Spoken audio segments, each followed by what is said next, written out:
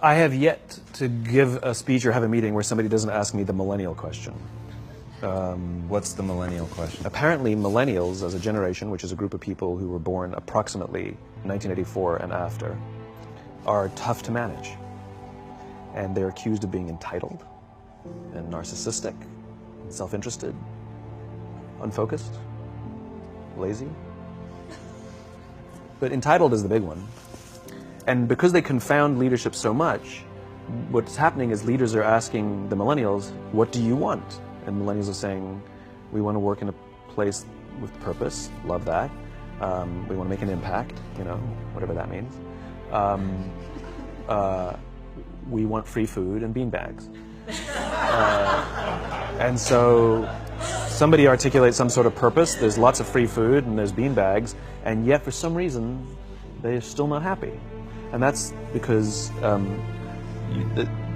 they're missing. There's a missing piece. What I've learned is that I can break it down into four pieces. Right? There are four things, four characteristics. One is parenting. The other one is technology. The third is impatience, and the fourth is environment. The generation that we call the millennials, too many of them grew up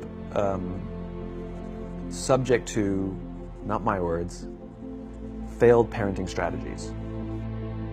Where, for example, they were told that they were special all the time.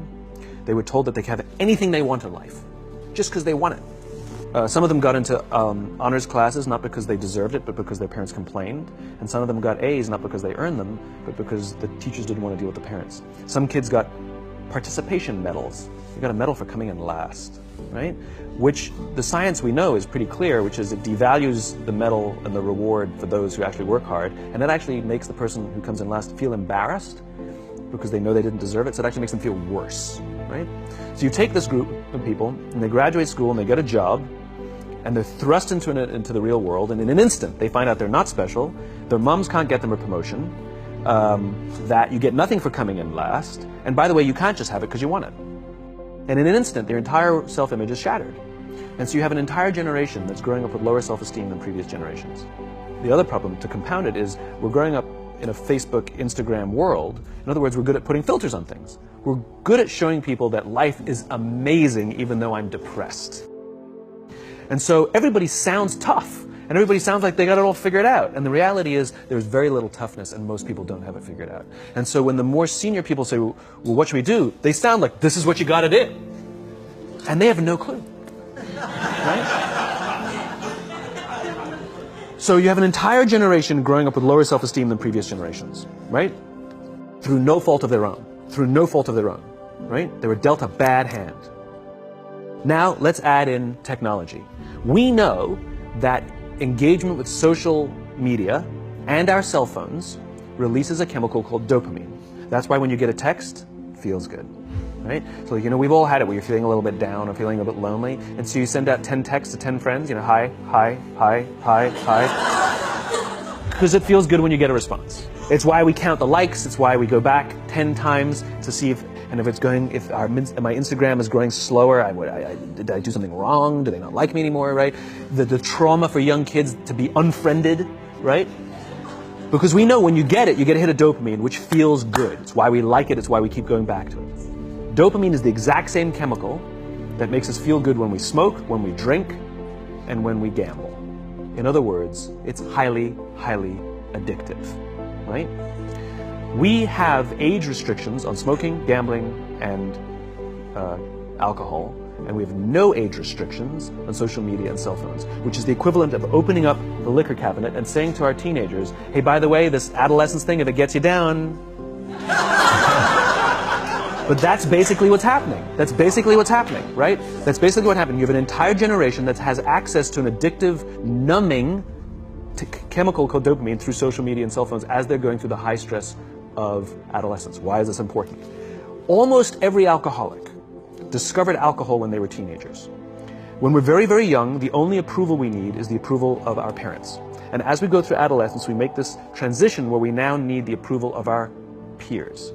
Very frustrating for our parents, very important for us. It allows us to acculturate outside of our immediate families into the broader tribe, right? It's a highly, highly stressful and anxious period of our lives, and we're supposed to learn to rely on our friends. Some people, quite by accident, discover alcohol and numbing effects of dopamine to help them cope with the stresses and anxieties of adolescence. Unfortunately, that becomes hardwired in their brains, and for the rest of their lives, when they suffer significant stress, they will not turn to a person, they will turn to the bottle. Social stress, financial stress, career stress, that's pretty much the primary reasons why an alcoholic drinks, right? What's happening is, because we're allowing unfettered access to these dopamine-producing devices and media, basically it's becoming hardwired, and what we're seeing is, as they grow older, too many kids don't know how to form deep, meaningful relationships. Their words, not mine. They will admit that many of their friendships are superficial.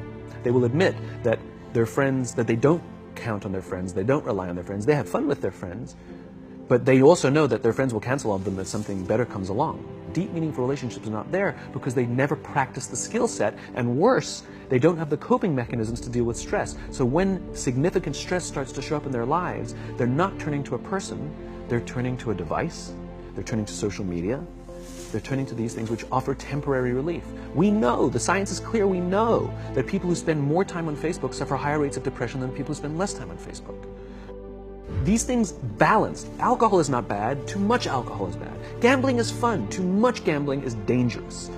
There's nothing wrong with social media and cell phones. It's the imbalance. If you're sitting at dinner with your friends and you're texting somebody who's not there,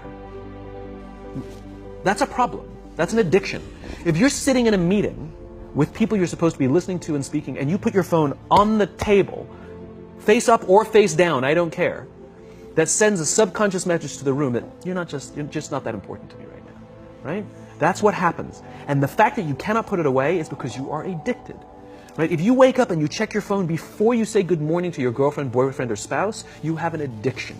And like all addiction, in time, it'll destroy relationships, it'll cost time, and it'll cost money, and it'll make your life worse. So you have a generation growing up with lower self-esteem that doesn't have the coping mechanisms to deal with stress. Now you add in the sense of impatience. They've grown up in a world of instant gratification. You want to buy something, you go on Amazon, it arrives the next day. You want to watch a movie? Log on and watch a movie. You don't check movie times. You want to watch a TV show? Binge. You don't even have to wait week to week to week, right? I know people who skip seasons just so they can binge at the end of the season, right? Instant gratification. You want to go on a date? You don't even have to learn how to be like, hey. You don't even have to learn and practice that skill. You don't have to be the uncomfortable one who says yes when you mean no, and says no when you mean no, but yes when you...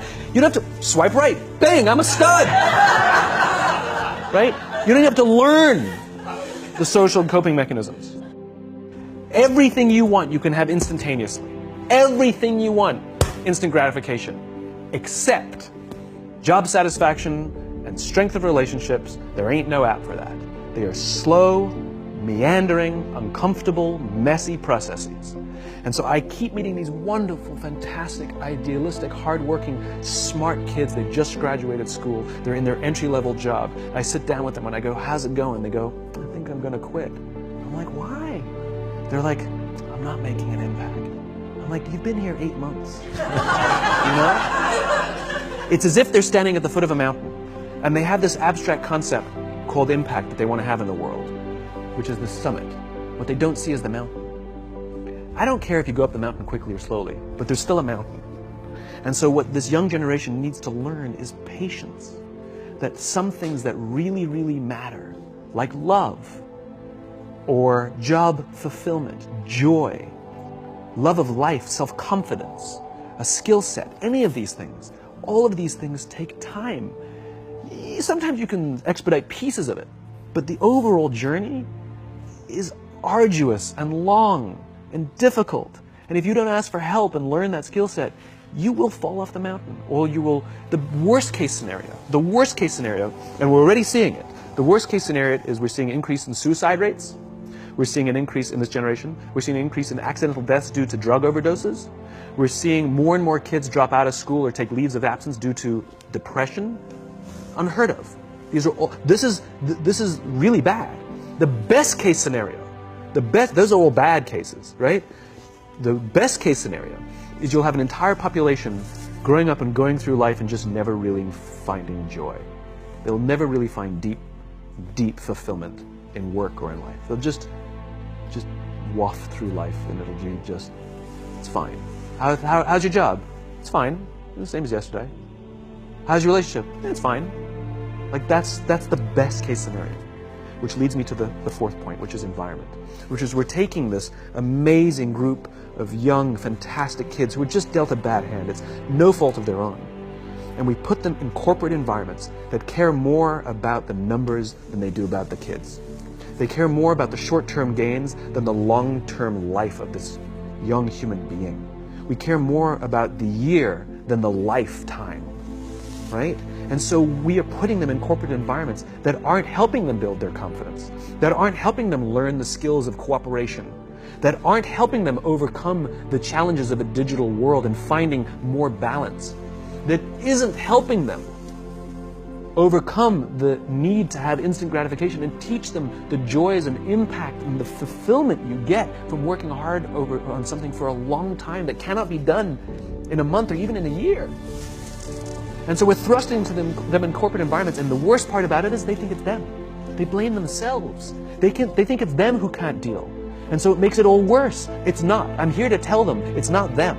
It's the corporations, it's the corporate environments, it's the total lack of good leadership in our world today that is making them feel the way they do. They were dealt a bad hand, and I hate to say it, but it's the company's responsibility. Sucks to be you, like we have no choice, right?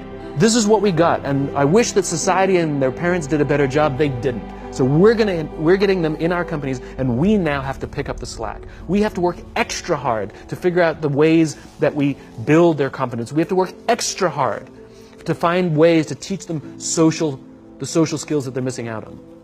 There should be no cell phones in conference rooms. None. Zero. And I don't mean the kind of like sitting outside waiting to text. I mean like when you're sitting and waiting for a meeting to start, this is what we all do. We all sit here and wait for the meeting to start. Meeting starting? Okay. And we start the meeting. No, that's not how relationships are formed. Remember we talked about it's the little things? Relationships are formed this way. We're waiting for a meeting to start and we go, how's your dad? I heard he was in the hospital. Oh, he's really good. Thanks for asking. He's actually at home now. Oh, I'm really glad. That was really amazing. I know, it was really scary for him. That's how you form relationships. Hey, did you ever get that report done? Oh my God, no, I didn't. I'll help you out. Can I help you out with that?